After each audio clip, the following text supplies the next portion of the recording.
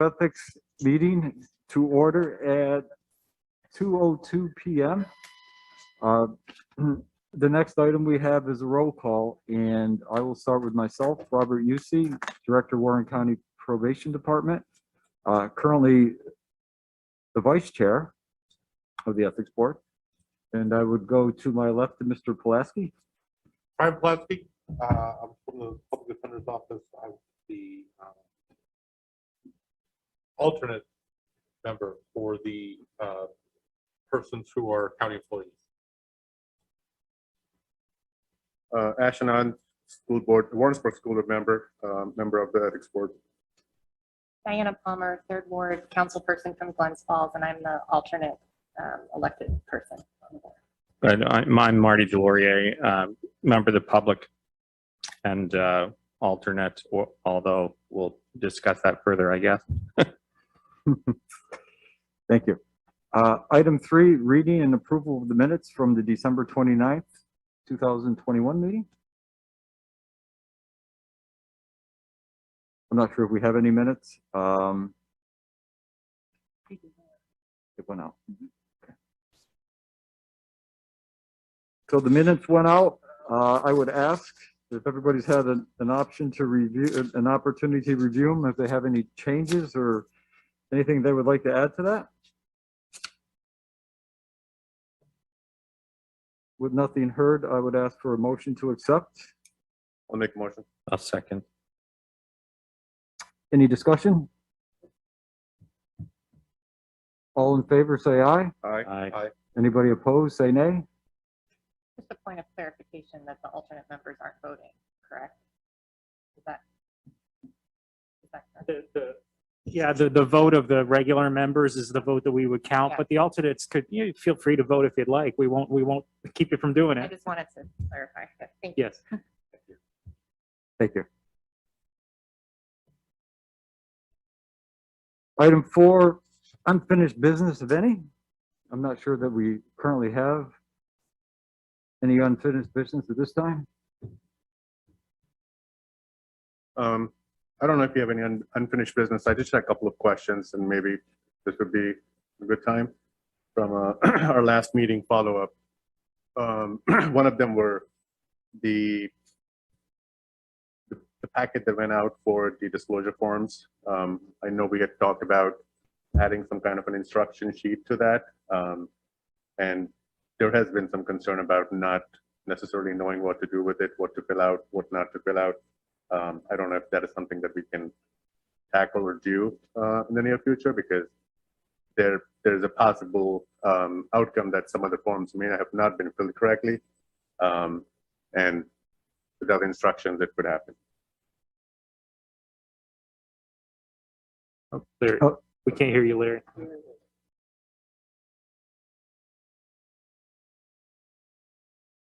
We still can't hear you, Larry. Don't you love Zoom, eh?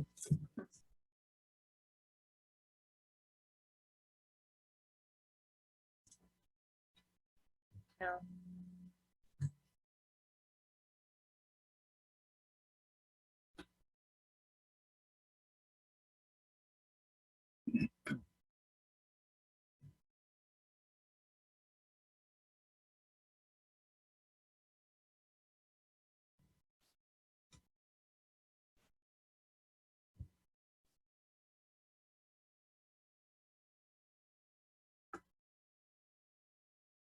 There's maybe the microphone's turned down. Is there an audio control down at the bottom, Tammy? On everybody's screen, there should be an audio control. If you scroll down to the bottom, and you can turn the sensitivity up. There you go. There you go. Sorry about that. Thanks for your patience. During the last, I'm getting an annoying feedback sound. I hope you guys aren't hearing it too. During the initial disclosure period, my office received a number of inquiries and questions regarding different items on the form. We've been keeping track of those in my office. And one of the discussions we can have at a future meeting is whether my office provides or whether there's recommendations by the board to amend the policy and to also provide separately frequently asked question sheet, basically. It was a handful of questions that came up repeatedly. So given that this is the first year running through the new policy, hopefully we'll be able to answer those questions and it'll become a little cleaner going forward. I'm not sure if that's satisfactory, but that's kind of the experience we had through January in my office. So thank you. And again, the concern of the question is just to make sure that if somebody has, reached out to you and filled it out correctly, I think that's great. But if there are still open questions and as a result, we have incomplete or incorrectly filled forms, I don't know if this is something that we should give somebody an opportunity to refill or resend, again, just from a compliance standpoint. And I would again defer to the board. I think that's probably part of the conversation we'll have during the executive session as the members review the disclosure statements which my office has received. Okay, thank you. Any other questions? For unfinished business? If none, then we will move on to new business. Under item A, resignation of Connie. So that obviously leads us to a position where we're going to have to appoint or nominate another chair. It would be my understanding that that would come from the active members, which are 3 of us, or 2 of us and 1 in standing. So with that said, I would throw that out to the board to see if anyone is interested or would like to be the chair of the ethics board.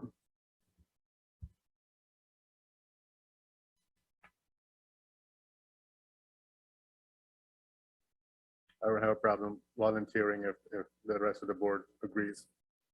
I support Ash as the chair. I would second that.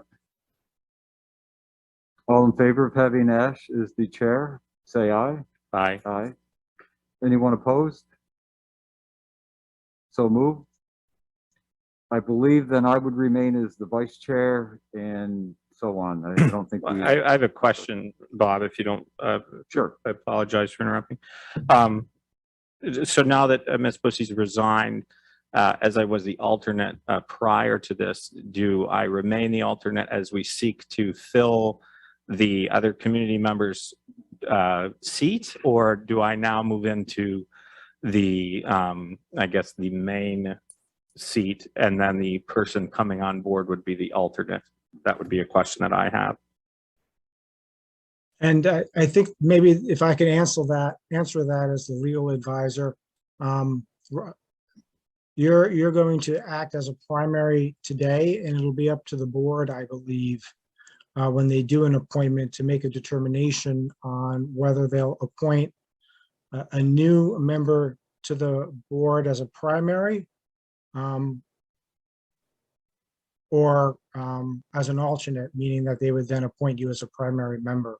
I'm not aware of anything in the policy that sets forth that an alternate becomes a primary upon the resignation or otherwise unavailability, permanent unavailability of a member. So I think it'll be something that I hope or I'll recommend that the Board of Supervisors address when they make a further appointment to the board. Thank you, Larry. Thank you, Larry.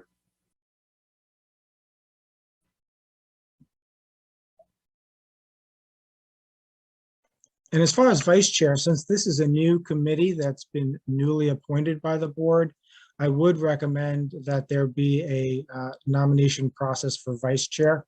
It is a contest between 2, and I do wish you both the best of luck, but we probably do want the board to, since it's a newly constituted board for the next 2 years, select, nominate, and vote on who the vice chair will be.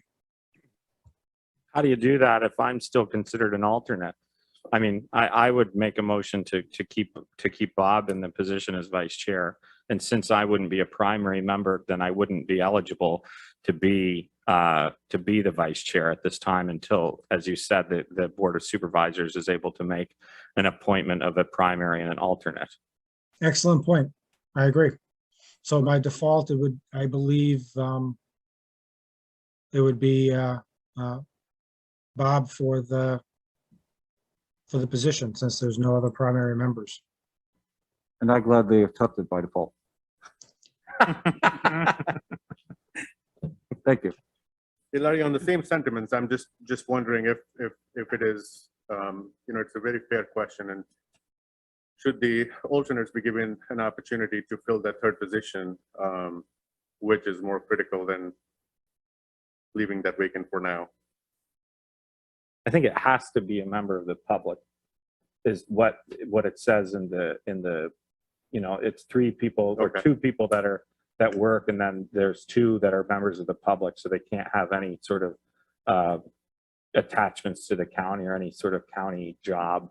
Larry, correct me if I'm wrong there, please. No, that's my understanding of the way the policy was adopted by the board. I thought the same thing, Okay, too. I understood. thought it makes more Perfect, thank you. sense, but yeah.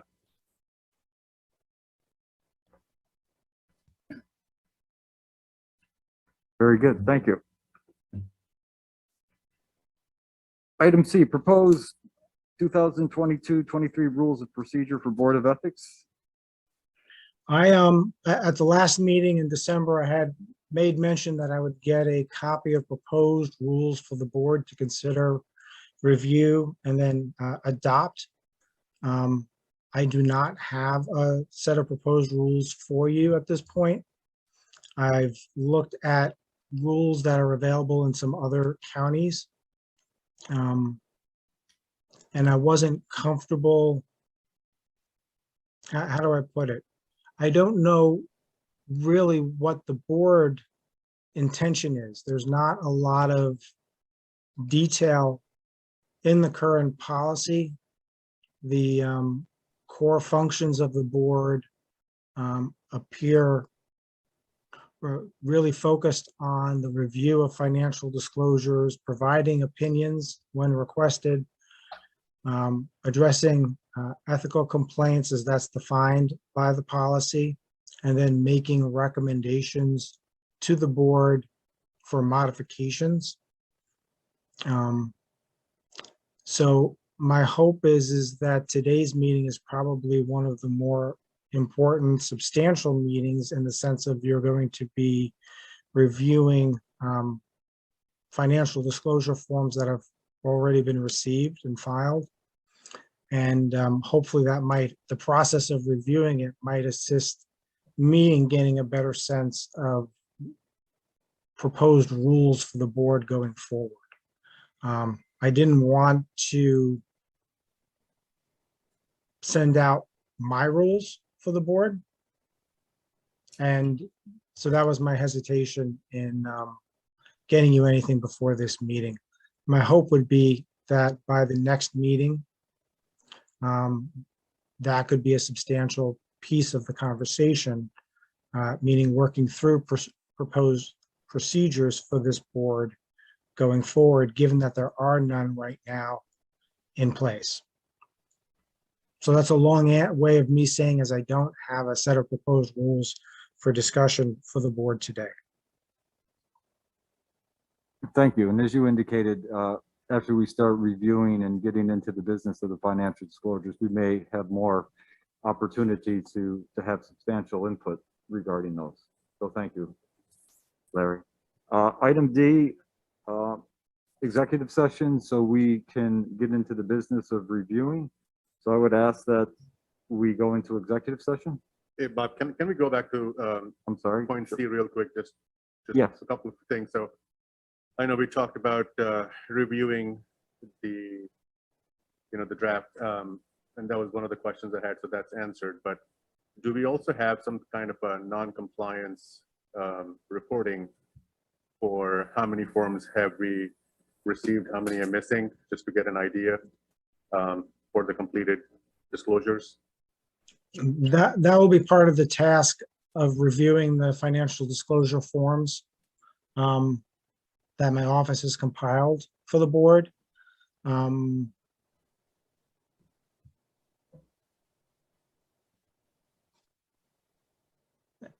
in that light, I would ask, as the board considers going into executive session,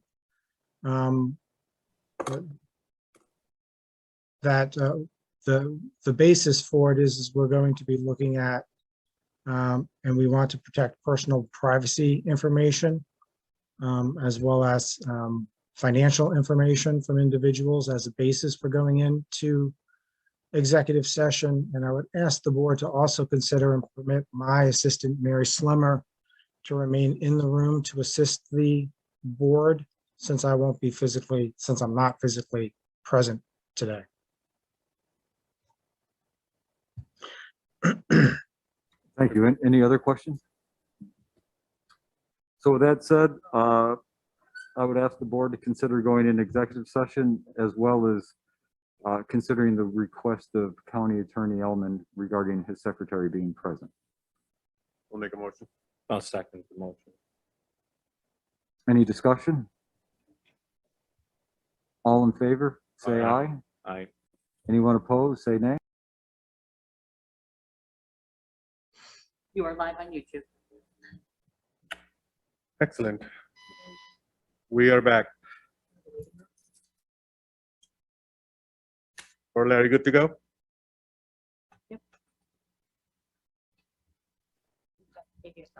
Okay. Then we'll go to the- Sorry. All right, we came out of executive session and we have two action items that we need to vote on. And the two recommended actions are, the first one being the 4 emails they've received as form of complaints. And I'll read out descriptions of each one of them for clarity. The first email was received on February the 3rd, 2022 at 1:06 p.m. The second email was February the 5th, 2022 at 10:08 a.m.